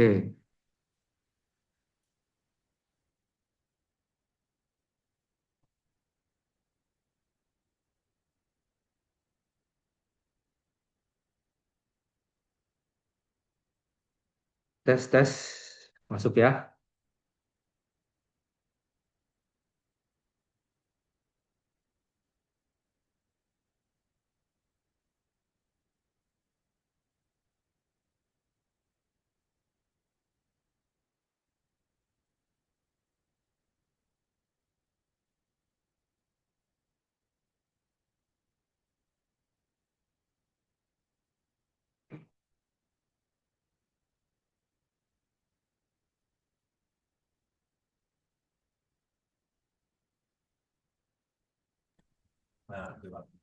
Cek. Ya, masuk Pak.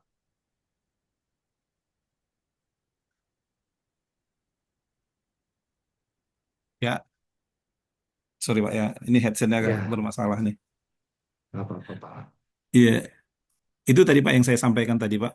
Gimana Mm-mm. pendapatnya itu Pak? Buat pencerahan buat kami ini. Jadi seperti yang saya sempat share screen tadi Pak, gitu ya. Jadi pada dasarnya terkait dengan monitoring protokol terhadap dioksin dan dioksin PCB, salah satu keterangannya adalah jika produk tersebut itu langsung digunakan sebagai feed, gitu ya. Nah, di sini kita perlu evaluasi ulang, gitu ya, apakah produk yang kita supply itu nanti langsung diperuntukkan untuk feed atau tidak. Jika tidak, seharusnya pemantauan dioksid dan dioksin PCB ini tidak diperlukan, karena nanti yang akan melakukan adalah pada downstreamnya, yaitu adalah pada refinery plant ataupun oleo, gitu Pak, kira-kira.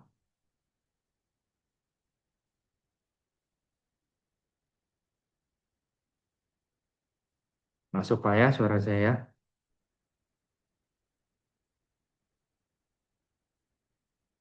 Oke deh Pak, oke Pak. Terima kasih.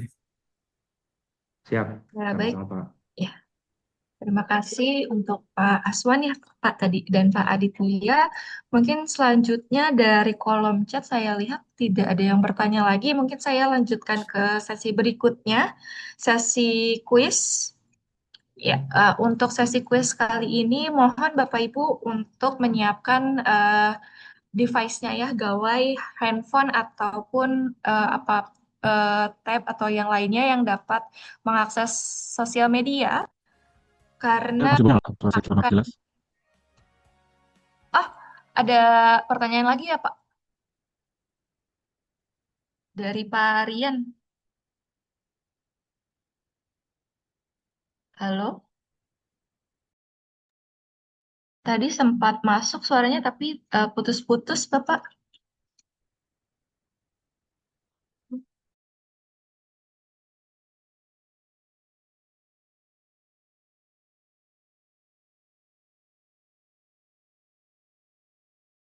Mungkin sambil menunggu dari pertanyaan lainnya ya, dari Parian mungkin ya saya sampaikan dulu untuk kuisnya, kemudian nanti bisa dilakukan pertanyaan lagi dari Bapak Rian tadi. Eh, ini untuk kuis yang pertama.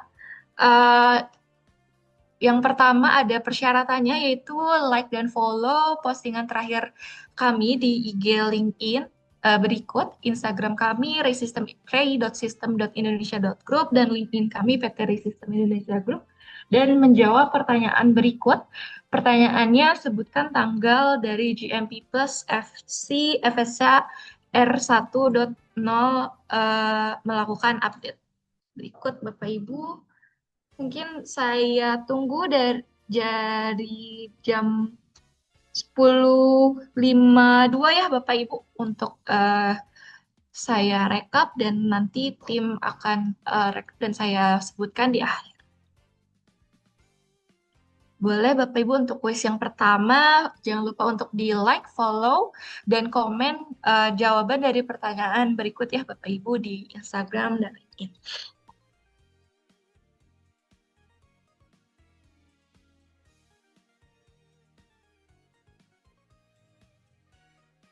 Komennya di mana ya, Bu? Di postingan terakhir Bapak. Postingan pertama yang Eh, terbaru ya. Iya betul, postingan terbaru Instagram dan LinkedIn.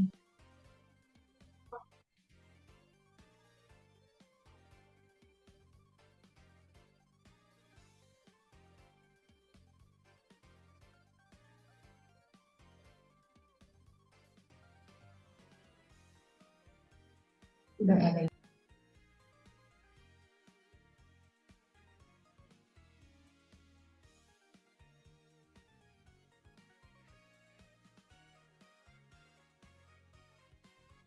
Ya baik, saya tunggu 1 menit lagi ya Bapak Ibu.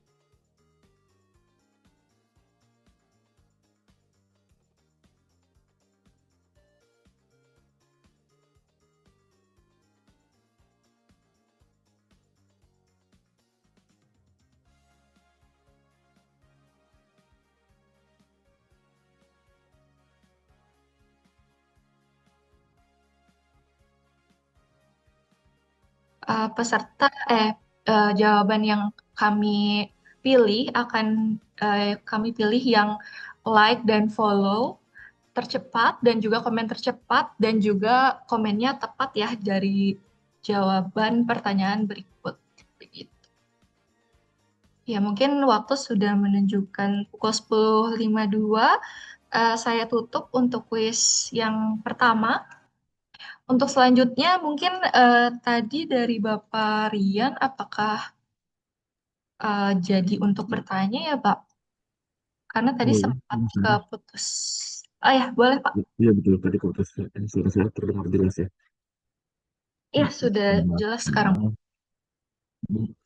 Saya dan Pak Aditya, saya sedikit ada pertanyaan yang mungkin agak kami keseharian dari kerjasama kelas pertama Tanjung Priok. Saya sedikit bertanya terkait apa protokol gatekeeper CPO ini Pak. Ini kan juga terkait apa pengujian ke eksternal ya. Kalau tidak mengikuti gatekeeper ya, kalau CPO kebetulan gitu loh. Nah, Ya saat Pak. ini kan klasifikasi MCPO itu kan per batch ya. Dan jika memang kalau CPO-nya tidak didapat menggunakan apa CPO-nya tidak dari yang GMP Plus itu kan harus mengikuti protokol gatekeeper gitu loh. Nah, salah satunya itu ada pengujian emo MOS lah ibaratnya. Iya Hmm, Pak. itu kan apakah belum ada update nih yang di versi terbaru ini terkait protokol gatekeeper itu di mana kan ya CPO sendiri yang juga mungkin yang ada GMP Plus gitu. Dan jika kita mengikuti aturan gatekeepernya itu lumayan Iya, banyak ya betul pos Pak. TPO-nya gitu loh. Kira-kira ini kan karena dari sudah ada ini update terbaru, kira-kira ada bisa spill nggak terkait protokol gatekeeper yang di CPO ini Pak? Terima kasih. Oke, terkait dengan gatekeeper CPO, seperti mungkin pertanyaan siapa tadi sebelumnya gitu ya. Jadi kita perlu pastikan dulu Pak, pada dasarnya CPO ini yang kita gunakan apakah langsung diperuntukkan sebagai fit material atau tidak. Karena kalau tidak sebagai fit material seharusnya sih tidak perlu mengimplementasikan gatekeeper Pak. Nah, itu yang menjadi pemahaman dari beberapa auditor gitu ya. Nah, untuk lebih memperjelas lagi, Bapak bisa cek definisi gatekeeper itu apa, ada di definition list Pak, atau list definisi. Jadi di situ ada arti dari gatekeeper itu apa. Jadi kalau saran saya sih terkait dengan protokol gatekeeper untuk CPO, apalagi untuk manufaktur downstream, itu tidak perlu dilakukan karena pada dasarnya tadi ya bahwasanya finished good itu tidak lagi berbentuk seperti material awal karena kita sudah lakukan refinery proses gitu kira-kira Pak. Nah, tapi kalau mau nanya Iya. tentang protokolnya apakah ada pembaruan, saat ini tidak ada pembaruan Pak, protokolnya masih sama. Bahwasanya terkait dengan oil fat ataupun CPO itu tadi, kalau diperuntukkan sebagai feed material atau langsung digunakan sebagai feed gitu ya, campuran feed CPO-nya, maka beberapa pengujian harus dilakukan seperti dioksin FPCB, dioksin gitu ya, dan lain-lain FFA pasti gitu ya. Nah itu sesuai dengan protokol yang ada. Kita kira-kira Pak. Iya, memang definisinya ini ya yang kita pelajari ya menyarankan untuk dilakukan penelitian itu gitu loh Pak. Dan juga definisi batch-nya kan ada itu ya. Cuma untuk definisi batch CPO ini sebagai raw material ini kan diserahkan ke manufakturer lah ibaratnya gitu sih. Mhm. Jadi, Iya Pak. jadi ada sedikit ambigu di situ karena kebetulan kan ya kan udah ada sertifikat apa tuh tadi eh, training GMP Plus ya kan memang ada rujukan dari GMP Plus lah gitu malah tahu juga ikut asosiasi mengenai GMP Plus ya kita ada sedikit eh, quiz di situ untuk mendefinisikan protokol CPO yang nanti bisa jadi ada usulan ke depannya. Karena kalau sudah pelajari definisinya itu ya seperti itu gitu Pak. Betul Untuk Pak. untuk Mas Wah. Gitu Kecuali untuk CPO-nya tadi langsung dipergunakan pada feed, maka gatekeeper harus sebagai material dilakukan. ya, betul. Hmm, Kita juga secara logiknya seperti itu. Cuman ya itu balik lagi dia ya. Untuk iya Pak. iya, plusnya itu masih seperti itu definisinya. Gitu Betul sih. Pak. Mungkin ada yang ya, ya, ini sharing karena ada update terbaru. Mungkin karena saya belum terima update terbarunya ya. Kalau ada inilah infonya lebih cepat dapat gitu loh terkait yang protokol ini gitu ya. Oke, thank you, thank you. Sudah Boleh, Pak. jelas. Siap, Terus sama-sama, Pak. lanjut. Mungkin bersama gitu. Baik, terima kasih Pak Rian atas pertanyaannya. Mungkin jika ada pertanyaan lainnya, saya persilakan mumpung ada waktunya sebelum melanjutkan ke agenda selanjutnya, kuis yang kedua. Ya, jika tidak ada yang mau bertanya, mungkin saya lanjut ke kuis yang selanjutnya. Boleh untuk dipersiapkan juga device HP-nya karena dibutuhkan untuk scan QR code di layar berikut. Ya, Bapak Ibu, silakan untuk scan QR code di layar berikut dan juga jangan lupa untuk rename dengan nama asli dan juga perusahaan agar dapat mempermudah recap dari untuk kami. Dan perlu diperhatikan jika tidak di rename, mohon maaf akan dianulir ya Bapak Ibu dan akan jika merupakan pemenang 1, 2, 3 akan dialihkan ke pemenang selanjutnya begitu Bapak Ibu.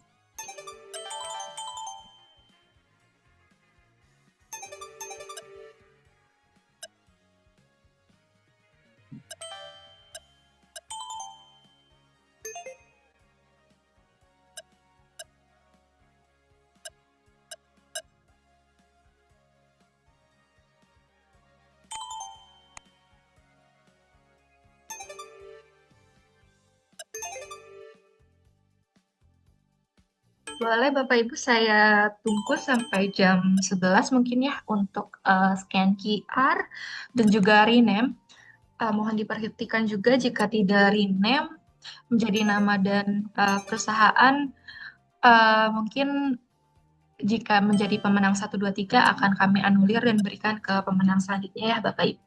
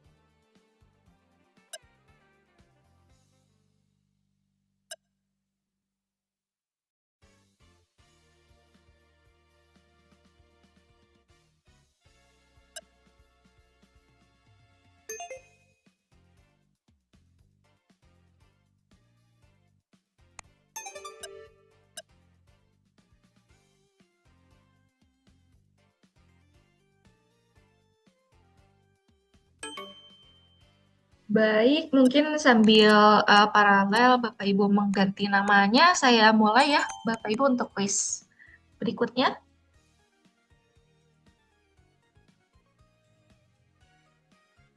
Ya, boleh. Untuk pertanyaan pertama, GMP Plus merupakan skema sertifikasi untuk produk. Ini gampang sekali ya Bapak Ibu. Boleh dipilih saja jawaban yang benar.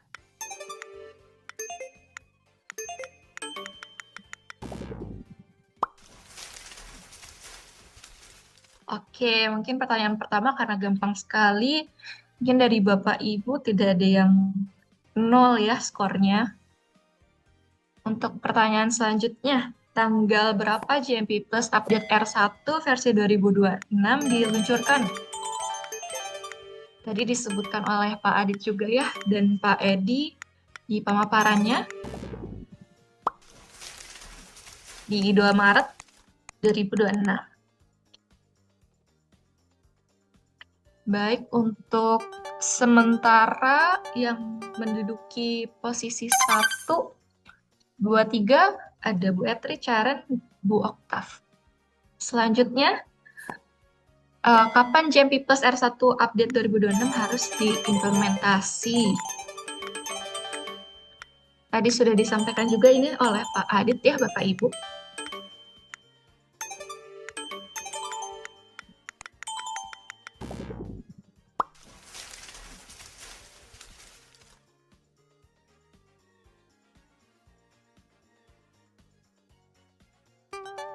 Baik, untuk sementara yang menduduki nomor 1 tetap dari Bapak Ibu Oktaf. Selanjutnya pertanyaan terakhir, double point. Pertanyaannya, perubahan pada GMP Plus di update 2006 apa saja?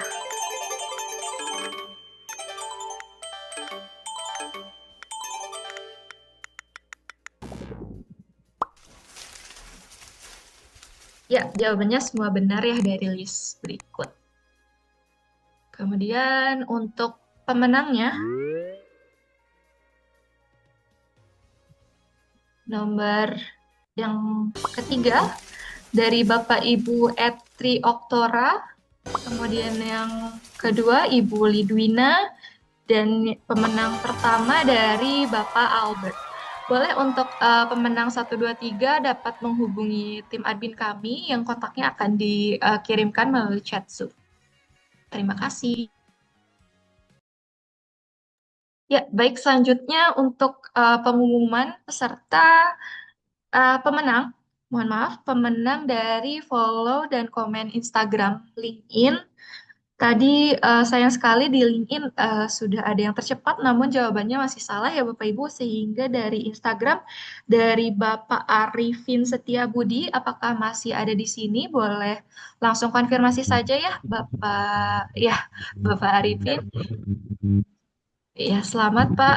Bisa langsung kontak ke tim kami, ada di kolom chat Zoom kontaknya. Kemudian selanjutnya dari akun n1r.com. Apakah ada di sini? Masih ada di sini? Ada Ibu. Ya. Baik, Bapak Ferry boleh langsung komunikasi dengan tim admin kami ya Bapak untuk konfirmasinya. Oke, terima kasih Bu Sarah. Ya, terima kasih juga Pak. Baik, untuk selanjutnya mungkin sebagai penutupan foto terakhir mungkin ya Pak Adit untuk sebagai penutupan juga boleh Bapak Ibu untuk on kameranya lagi dan tim untuk siap-siap untuk screenshot ya. Ini sebentar.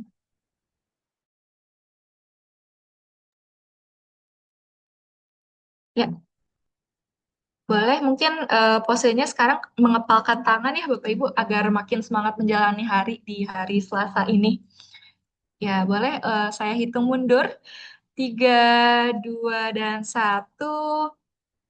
Kemudian patch kedua, 3, 2, dan 1. Kemudian patch ketiga, 3, 2, dan 1. Baik, terima kasih Bapak Ibu atas kehadirannya pada free webinar hari ini.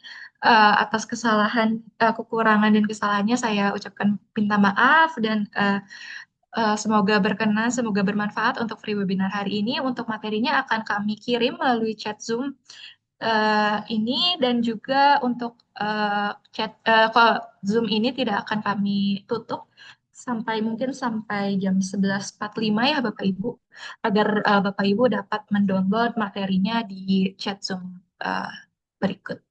Berikut sudah kami kirimkan ya Bapak Ibu. Terima kasih sekali lagi Bapak Ibu atas kehadirannya pada free webinar kali ini. Mohon maaf atas kesalahannya. Sampai jumpa di free webinar minggu depan ya Bapak Ibu untuk FSSC 2020 versi ke-7. Terima kasih sekali lagi Bapak Ibu.